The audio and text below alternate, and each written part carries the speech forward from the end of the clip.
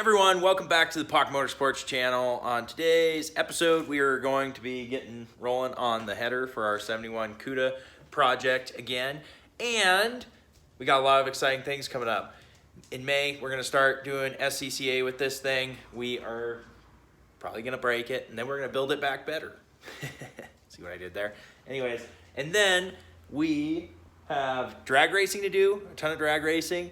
I got my first road trip of 2022 coming up in a week, I think, the 19th. We're gonna go pick up a new car. It's gonna be sick, so stay tuned for that.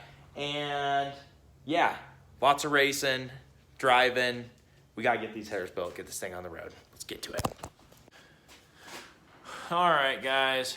My next step on this header is I need to cut this primary here and kind of turn it up just a little bit, because I need these to be as close together as possible. I need this primary to kind of fit in this little area here, and that way I can weld a 2.5 inch collector to it and bring it, extend it out this way. How am I trying to say this? I'm gonna extend my 2.5 inch out this way, and then this guy here I'll have to tie into that 2.5 incher. So anyways, that's my next project, or next step, I guess. So let's get to her.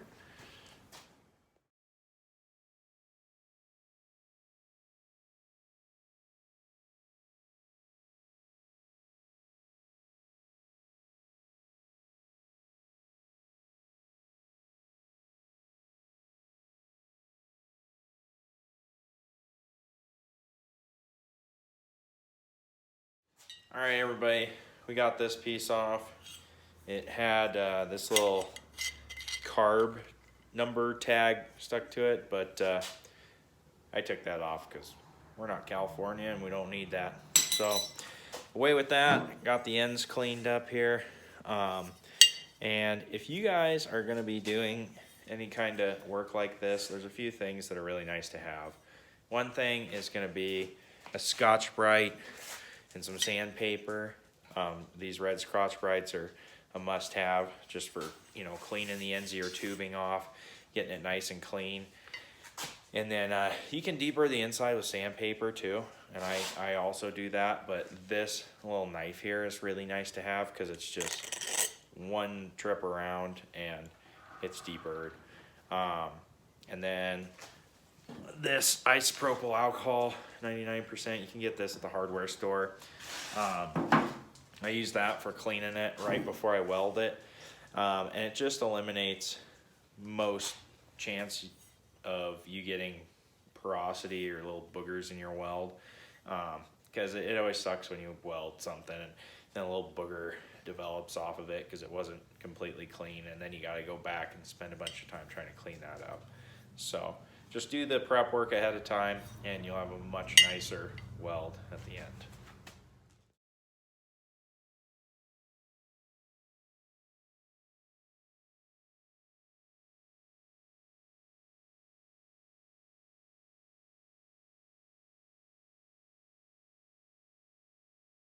All right, everybody, when they were building these headers, they put like a little kink in there so this primary here would clear this one.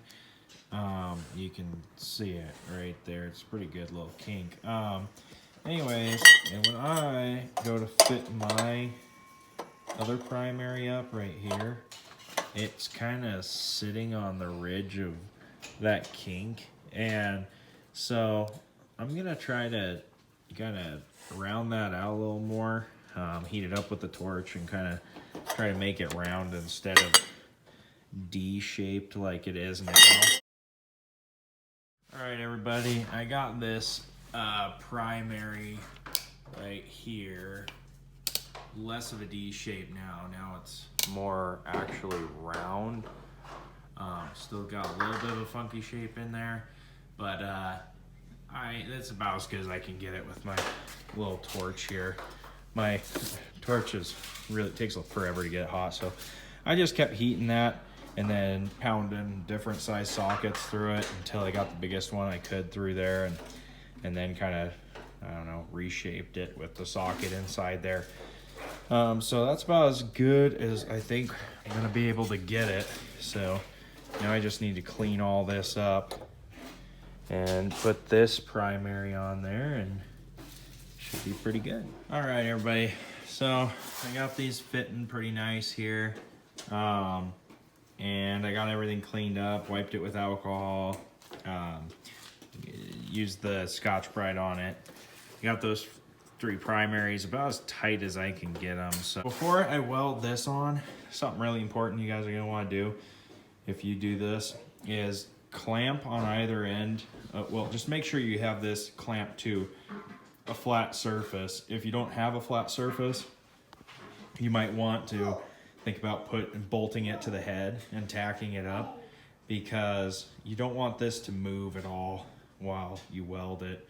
So you want to make sure that everything fits nice and tight. Because when you make a weld, it's gonna, when it cools, it's gonna put tension on that spot. And say you went to go weld this pipe to the table and you put a tack right here on that side, right? You weld it, and when that cools, it's gonna pull your pipe over like that. Anyways, so if you create tension and this isn't being held flat, it can the ends can curl up on you and then it won't seal up. So make sure you have it clamped to something flat. All right, this next step is very important. This is something that you definitely don't want to forget when you're building a set of these headers, and you're gonna do a lot of this. You don't weld anything until you're dang sure it fits. So I got this sucker tacked together. All right, so here's my header. You got it tacked together, and sure as heck, it does fit. So I'm not sure how that's gonna work. I can rotate the header kind of like that and pull off the back. And I gotta lift it up a little bit and kind of roll off the front. So, yeah. Anyways, we'll just have to see. I mean, I'm kind of stuck with what I got now, but I'm gonna have to be very careful when I put the collector on there that I can still get this on and off. So let's get to it.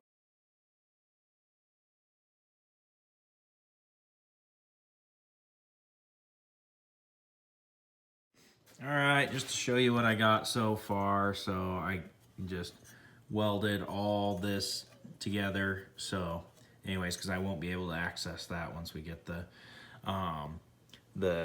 collector on. This doesn't look the greatest, but it's gonna help me when I'm shaping the collector to fit these pipes, and also it makes it 10 times easier to get this thing in and out of the car. So that's pretty important. And with these headers, I'm not really going for max performance.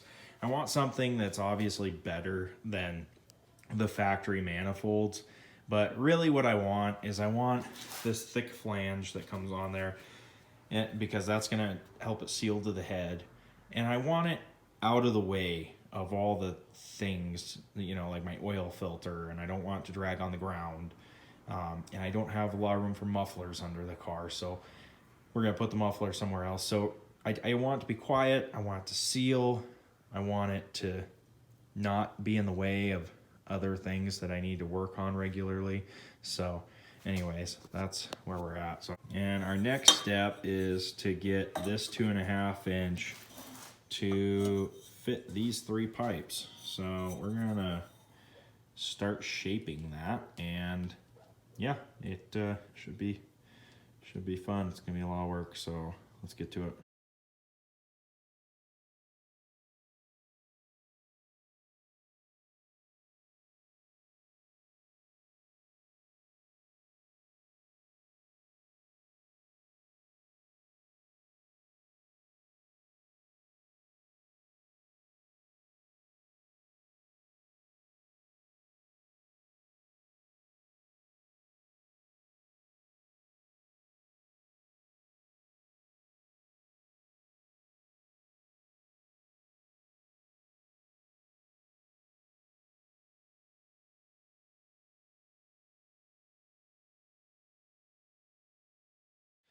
All right, so there you have it. Not the prettiest net right now. We'll have to throw some paint on it. That's probably the ugliest spot, but I got a little carried away because I know that's gonna be on the bottom, so no one's gonna see it. So I took the most amount of time up here to make sure that looks good. So, anyways, there it is. Now it's time to go try to fit this on, and then here, let me show you. So this pipe needs like a 45 to come up right here, and then this primary will tie into that. So let's fit it up. All right, let's see if we can fit this in the car now that we have a collector on it. Oh yeah, hey, that was pretty easy. I don't know how it's gonna go with a big 45 on here that comes up like that, but I guess we'll see. Yeah, actually not too bad. So when the 45's on, we'll probably have to snake it in this way. We'll probably have to come down like this and come in just like that. So that actually works pretty good. So yeah, I have to reroute I have a fuel line right here. I have to reroute that. I'll probably have to find a new place for my horn, but that's really no big deal in the grand scheme of things. All right, so I had to cut this off a little shorter. And it actually looks pretty good in there. Anyways, it's, I had to beat it a lot with a hammer. It'd be really nice to have like an anvil to put that over and hammer it, so I'm not marking it up so much. But I have it to that spot, and then I should be able to put a 45 on it and kind of curl around that primary, and then that primary would tie in. So you gotta see how it fits here. I removed all my horns and wiring and fuel hose and all that. All right, that's better. That's better. And then this guy, gonna go right there, just like that. Money. Money, money, money. That'll work. And then, I just gotta tie that last primary in, put my flexi deal on, put a V-band clamp on it, shoot it through the fender right there, and then we're good to go. All right, so I got my 45 on here, and basically I need to cut it off as short as I can this way, but still have room to hook this last primary in. So I found this little bend here, trimmed it up a bunch, and this is where I'm at. I need to basically finish out the little straight piece. Anyways, it's gonna be a lot of fiddling around to get that in, and also cutting the oval hole here is gonna be a little bit, it's gonna be time consuming, so let's get to it.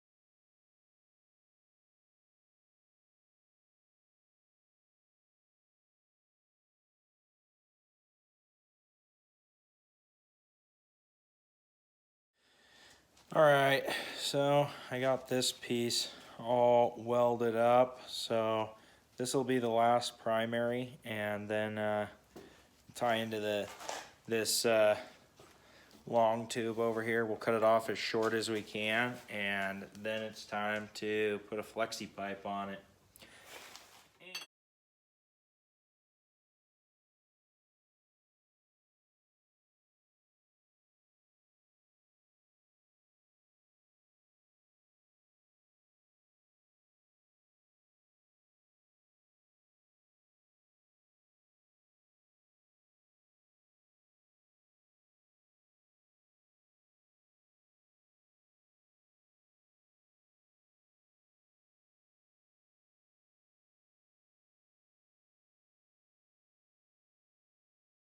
All right, getting a little messy around here, but I got my hole cut out. I used the flapper disc to get it thin, and I just punched a hole through it, then used the carbide to deburr it and kind of shape it the rest of the way. But that is pretty much what we're looking for. We got this piece here.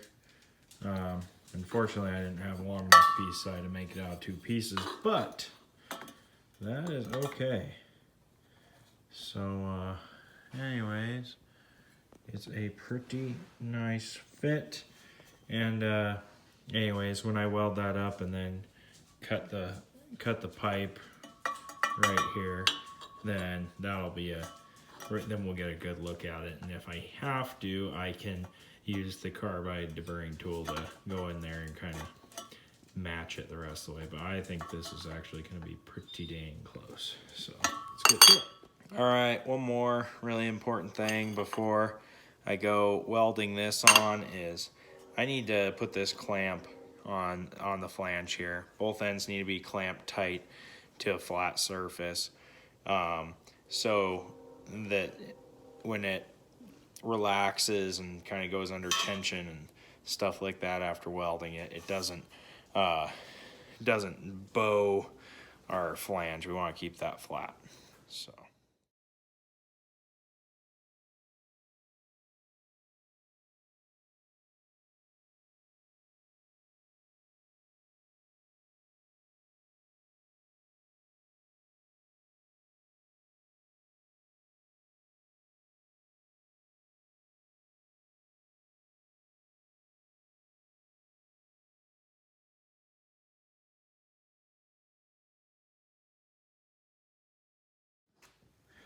All right, we got our O2 sensor bung and our flexi pipe that still need to go on, but there she is in the car. That all actually went pretty darn good, so yeah. All right, well, I got a hole saw, cut a 2.5-inch hole in the fender here. Now I got my pipe sticking through. I'll have to trim that off a little bit, but anyways, that way I can kind of see where it needs to land.